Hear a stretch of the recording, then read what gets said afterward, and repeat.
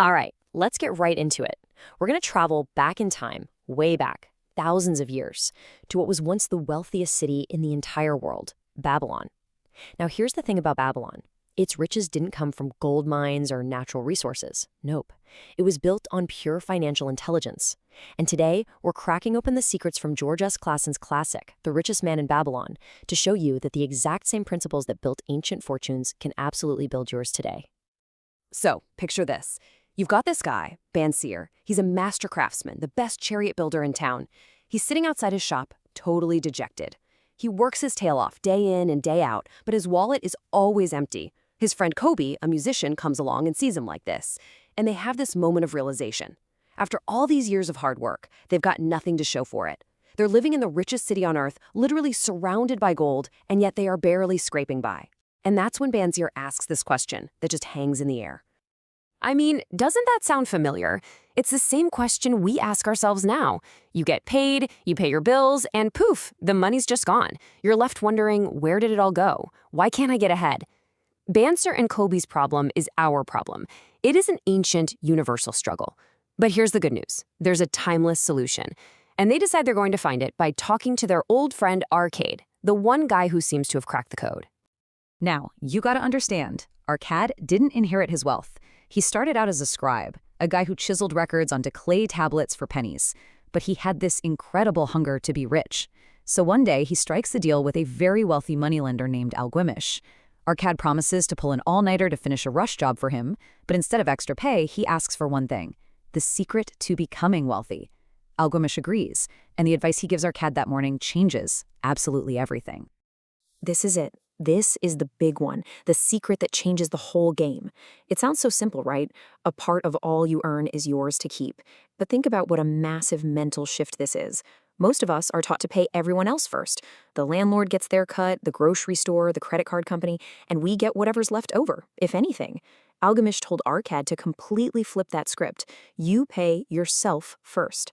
That first 10% isn't just money you're not spending, it is the seed. It's the very first building block from which your entire fortune is going to grow. So Arkad takes this secret, applies it, and becomes the richest man in Babylon. He gets so successful that the king himself comes to him for help, asking him to teach his financial wisdom to all the citizens. So Arkad creates this system he calls the 7 Cures for a Lean Purse. And this isn't some high-level abstract philosophy. It's a practical step-by-step blueprint for building wealth. And what's wild is how perfectly these ancient rules map onto our financial lives right now. Okay, so the first 3 cures, these are the bedrock. You can't skip these. Number 1, start thy purse to fattening. That's our core secret in action. You make saving at least 10% the very first bill you pay. This changes everything psychologically. Saving is no longer a chore. It's an investment in your number 1 client, your future self. Number 2, control thy expenditures. It's simple. Live on less than you earn. By choosing to live on the other 90%, you're intentionally creating the space for wealth to grow. And then, my favorite part, number 3, make thy gold multiply. The money you save isn't supposed to just sit there in a dusty chest. It's supposed to become a little army of workers, going out and earning more money for you 24/7 through smart investments. So how do we actually do this today? It's never been easier. For Pay Yourself First, the magic word is automation. You set up an automatic transfer from your checking to your investment account for the very day your paycheck hits. Done. You never even see it. For controlling spending, forget painful budgeting. I love Ramit Sethi's approach here. Use a conscious spending plan. Spend a ton of money on the things you absolutely love and be ruthless about cutting costs on things you don't care about. And this last one is huge. You have to avoid lifestyle inflation. Just because you get a raise doesn't mean your spending has to rise with it. That extra money is fuel for your wealth building engine. All right, let's talk about the single fastest way to make your gold multiply. I'm putting this number up here, 100%, because it is the biggest, most insane, guaranteed return you will ever see.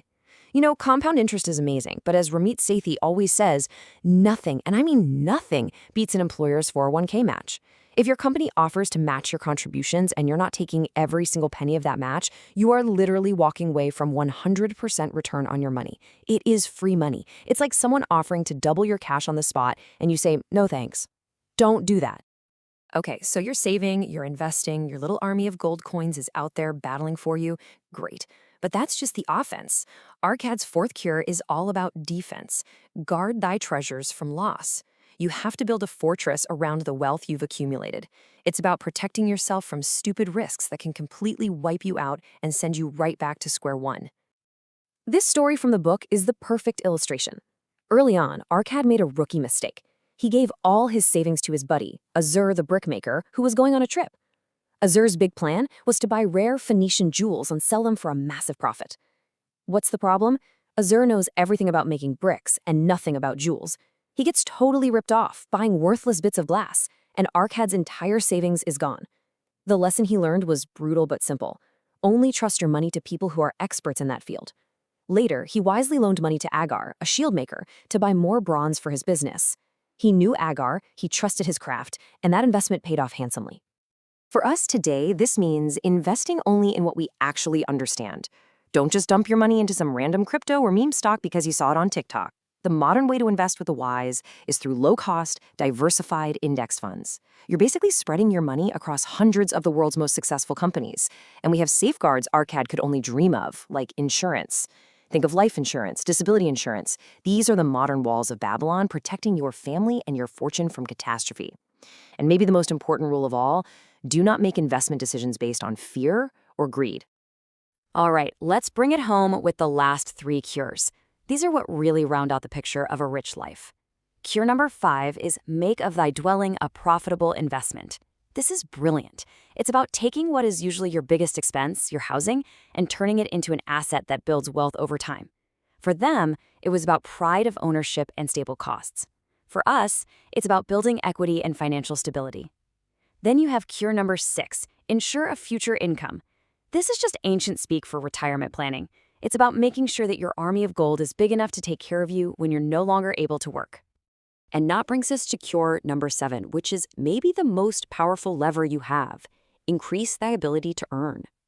Think about it. There's a limit to how much you can cut your expenses. You still got to eat, right? But there is absolutely no limit, no ceiling on how much you can earn. Arkad lived this. He didn't just accept his low wage. He practiced day and night to become the fastest, most skilled scribe in all of Babylon, and his income skyrocketed. Today, we do the same thing by investing in ourselves, getting new skills and certifications, learning how to negotiate our salaries effectively, maybe starting a side hustle. This is how you pour gasoline on your wealth-building fire. So the 7 cures are your playbook for building a fortune from scratch. But what happens once you have it? How do you keep it and grow it? Well, Arkad knew that the skill set is different. So he created the 5 laws of gold. And in the story, he gives these laws to his son, not as a bag of gold, but etched into a clay tablet, because the wisdom was infinitely more valuable than the money itself. This is literally the instruction manual for generational wealth. It's how you make sure the tree of wealth you worked so hard to grow doesn't just die with you, but continues to provide for your family for years and years to come. You'll notice these laws build on the cures, but they're really focused on defense and preservation. The first 3 are reminders: save diligently, put your money to work, and only work with experts. But 4 and 5, these are the big flashing warning signs. Law 4 says stay in your lane. Don't invest your money in businesses you know nothing about. And Law 5 is the ultimate warning against get-rich-quick schemes, telling us that gold literally runs away from people who try to force it into unrealistic profits. And this modern-day story from Ramit Sethi's work is just a perfect, tragic example of breaking laws 4 and 5. Arlie had a steady, decent job, but she left it for a network marketing scheme she didn't truly understand because she was sold a dream of easy money. It was an unfamiliar venture, and it was an impossible, fraudulent scheme. And the results? Her income was completely decimated. It's just such a powerful reminder that get rich quick is almost always a surefire way to get poor even quicker. So here's what it all boils down to. Building wealth has nothing to do with luck. It's not about being a genius who can understand complex Wall Street jargon. It's not about secrets. It is about the boring, consistent, disciplined execution of a few simple, powerful habits. That's it. Pay yourself first, live below your means, make your money work for you, protect it from stupid losses, and always, always be working to increase your ability to earn. That's the formula. It's timeless. The most beautiful thing about all of this is that it puts the power squarely in your hands. You don't need a fancy degree or a rich uncle. You just need the wisdom to apply these simple rules. These principles, They are the bricks and mortar that you can use starting today to build your own financial fortress, your own personal modern-day Babylon. I just love this image from the book. It so perfectly captures the whole idea. You don't need to start with a fortune. You start with a single seed. That first dollar you decide to pay yourself instead of someone else. That's the seed. And by consistently watering it with more savings and letting it soak up the sun of compound growth, that one tiny seed can grow into a massive, strong tree that provides you with financial security and freedom for the rest of your life. Look, at the end of the day, all this knowledge is worthless if you don't do anything with it. You have the blueprint from Arkad. You see how it works right here, right now. The only thing missing is action. So I'll just leave you with this one question. What is the one single seed you are going to plant today? Right now, what action will you take to start growing your own tree of wealth?